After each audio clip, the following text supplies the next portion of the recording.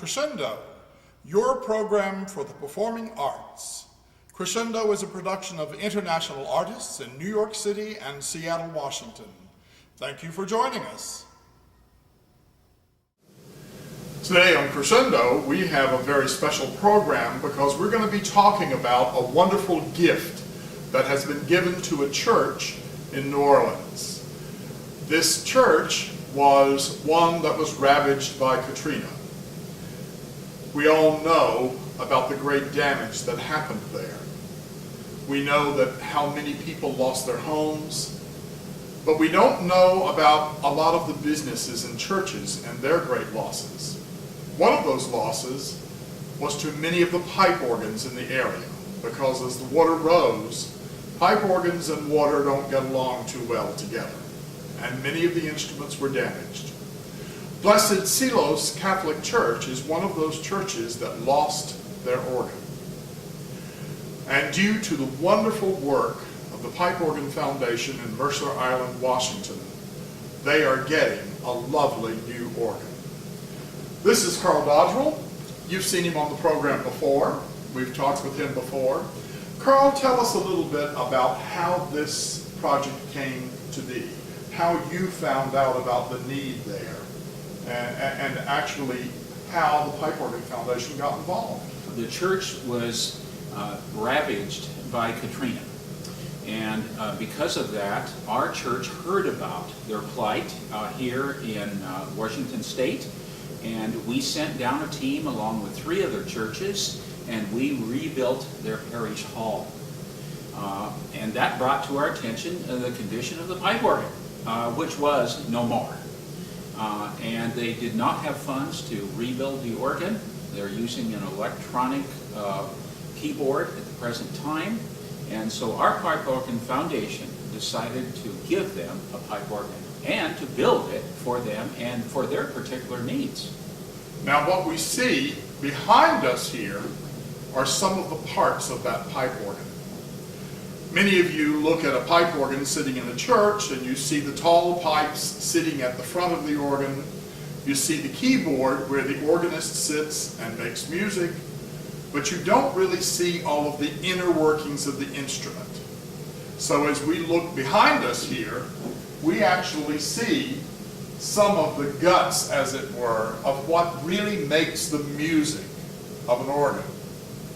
An organ is made up of many different groups of sounds: flutes, diapasons, strings, reeds. Those reeds can be trumpets or oboes or tubas. And we find all different examples of that sitting on these boxes called wind chests. We're going to move now to a little bit more familiar part of the organ. And we're going to meet another very special gentleman, Mr. Jim Stettner. We are here now at the control center of the pipe organ, the console. And Carl, why don't you introduce Jim to our audience? Jim Stettner is of Stettner Pipe Organs in Seattle. He has long experience in the design of organs and in putting them together. And he was the person who put this organ together to meet a congregation with special needs. Tell us about the special needs of this congregation, Carl. The Archdiocese of New Orleans has assembled their congregations so that they can better meet the special needs of parishioners. Blessed Seelos Catholic Church is the one parish in New Orleans that handles Catholics who have hearing problems, who are hard of hearing or completely deaf. And as a matter of fact, 40% of the congregation in this parish is deaf or hard of hearing. So we faced a special design problem in terms of designing a pipe organ for people who can't hear. And Jim, really, tell me a little bit about how you went about doing that. What things are different about this pipe organ? Well, in designing this organ, and especially as compared to the previous instrument that was lost, we wanted to design an organ that had a great deal of fundamental pitch, 8-foot registers, that would provide sort of a sonic boom, if you will. My alma mater was actually one of the colleges in the country that provided a degree program for sign language interpretation. And having gone to that school, I was very aware of that process. Knew a good number of deaf persons there. And so we were trying to design an organ that would have a lot of foundation stops that the hearing impaired people can almost feel the vibration of the organ, and that helps them keep in rhythm or keep in beat with the instrument. Wonderful, wonderful. We're going to come up a little closer now, and Jim's going to give you a little bit of an audition of some of the stops and sounds in this beautiful organ. Let me take you on a little tour of some of the tonal resources of the organ. Any good organ has as its foundation the family of tone called diapasons. These are the backbone of the organ that are truly indigenous to organ sound. They are the facade pipes you see here, and these are true organ tone. This is what makes an organ an organ. We have the main backbone here.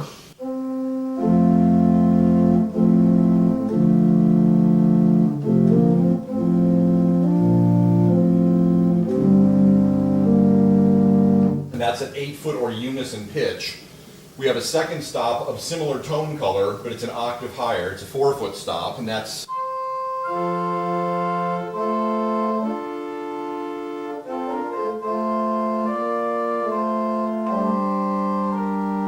And when we put those two together,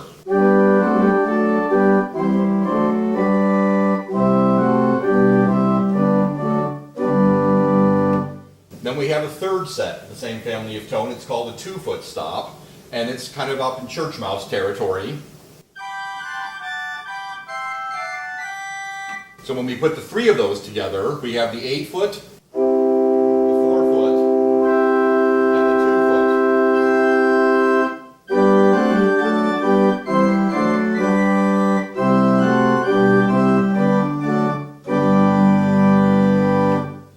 Now, the second family of organ stops that are very popular are flutes. On this organ we have 3 different flutes. We have a very lovely open wooden flute called the melodia.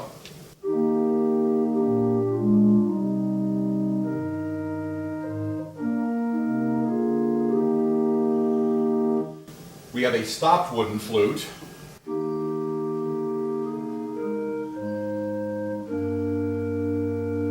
And then we have what's called a harmonic flute. It's a set of metal flutes that actually have a little hole pierced in the body of the pipe. It causes the pipe to overblow and speak a little bit higher than it should.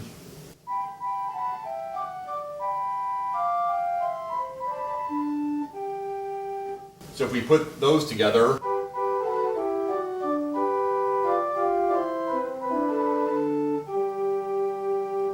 we can also couple the flutes together and get a very broad, warm sound.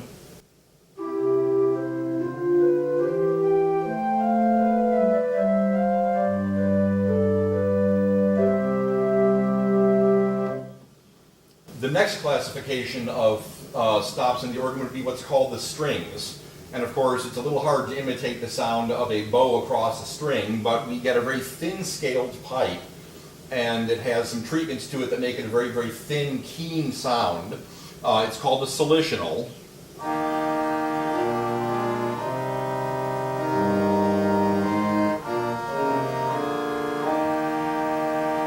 And then we take a similar set of pipes and we actually intentionally tune it out of tune.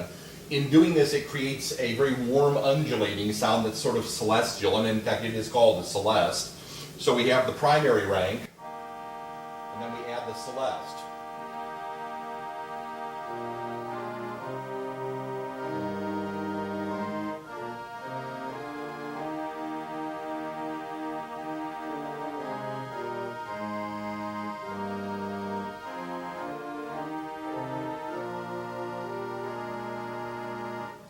So that's our third family of organ tone. Our fourth family of organ tone is what's called the reeds. And on a pipe organ, reeds can either be imitative of orchestral woodwinds or of brass instruments. We have 2 reeds on this organ. The first one is an oboe, which is sort of a gentle tone.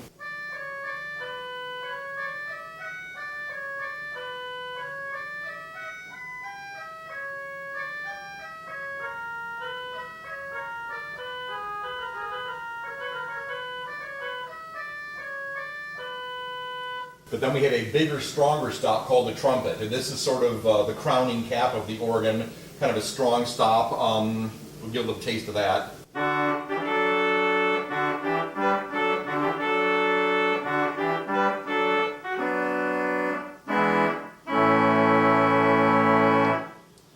Now, to underpin all of this pipe work that your hands are playing, we have some big stops for your feet. And we have a second one of these diapason stops. You remember we had the first one on the keyboard. Well, we have one of those for your feet that's independent. And it plays at 2 pitches, so we've got... But even deeper than that, we have a big set of stopped wooden pipes that sort of give us our rattling bass on the organ. And those sound something like this.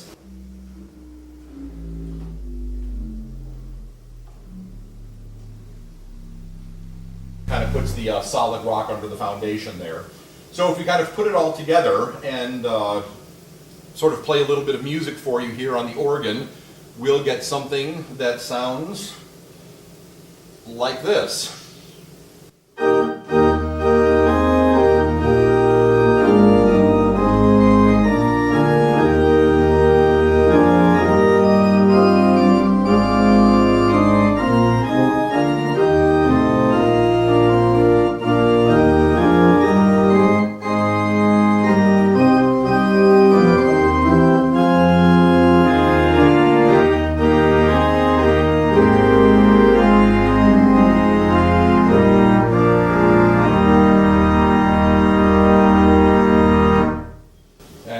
What makes a pipe organ. One of the truly wonderful things about this gift to the church is that it's going to further music in a very special way, especially to these people with these special needs. An organ like this is something that is a tremendously expensive piece of equipment. And when you figure that here we are just outside of Seattle, Washington, and all of this mechanism is installed in the workshop of the Pipe Organ Foundation right now, before this organ will sing its voice to the people for whom it is meant, the entire thing is going to have to be deconstructed. As we move through the instrument, you're going to see lots of little colored stickers on things with numbers on them. That's to show the craftsman how to put this instrument back together once it's transported in trucks down to New Orleans. But before it leaves here, I'd like to do one little final piece of music on it, just to show some of the beautiful voices and the solo voices of this instrument.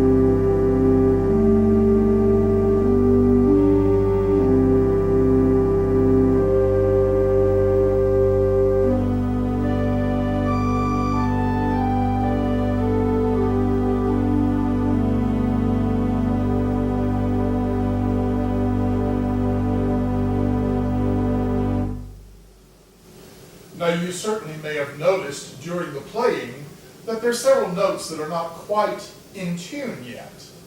But that's because this organ is about to make a very long trip. And when it is finally installed in its home in Blessed Seelos Catholic Church in New Orleans, it will be perfectly in tune and matched to the tonal structure of the building.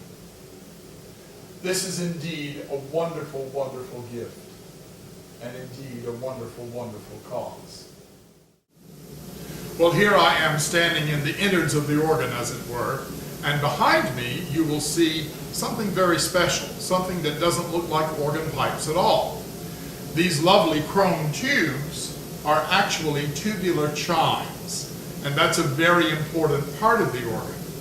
Here's what they sound like, and actually you can look up close and see how the action works.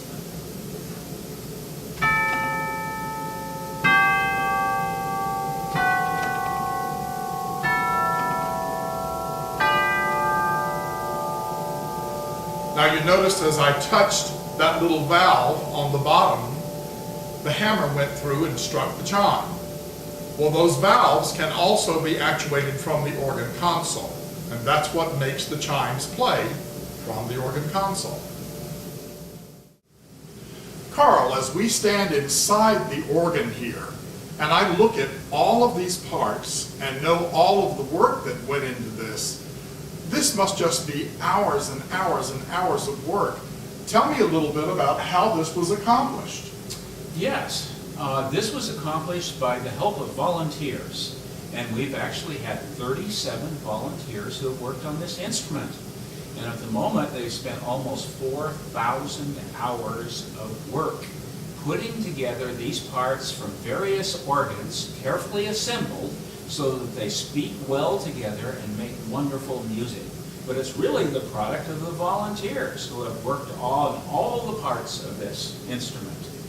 So it's really an organ given of love, not only for the people that have paid for the time, but the people who have put so many hours of their own given talent into this project. Now this is what we would kind of call a green project. Tell us why. Well, because this instrument is made up of old organ parts. They are parts that would have been, and were in most cases, discarded, and some of which would have wound up in a dump had we not saved them and put them together. These organ parts are all old. Most of them are from the 1920s. For example, these pipes right behind me, as you see the back of the facade pipes, are from 1922. But we have some pipes in this organ that are more than 100 years old. So all of these are recycled, put together with loving care and under careful guidance, and together they'll make wonderful music for decades to come. Certainly a lot better use of these resources than seeing them in a landfill somewhere. We thank you so much, Carl and the volunteers of the Pipe Organ Foundation, for reclaiming this beauty for all of us. You're welcome. When I was at the console earlier, I was talking about the families of tone on an organ, and essentially the pipes are basically various forms of penny whistles. As you look here, we have the little stopped flute I mentioned that is a little peeper. We had the open wooden flute that I had mentioned at one point here that's open at the top. This is one of our harmonic flutes that I mentioned that has the hole in the middle of the pipe, which causes it to overblow. And then, of course, the backbone of the organ I mentioned, which were the diapason pipes. And as I said, they're all essentially various forms of penny whistles. However, I mentioned the family of pipes called the reeds, the oboe and the trumpet. And these stops have a slightly different source of tone generation. You'll see this strange-looking wire sticking out of here, and this is how we tune the pipe. But it's the assembly inside that's kind of special here. It's called a reed set because there's a small brass tongue here that actually vibrates against this brass tube. And let me get a larger one here so you can see it a little more clearly. But when the pipe sets up vibration, this brass tongue beats against this tube, and that's what generates the tone. The length of the beating reed is what gives us the actual pitch. And as I draw on this,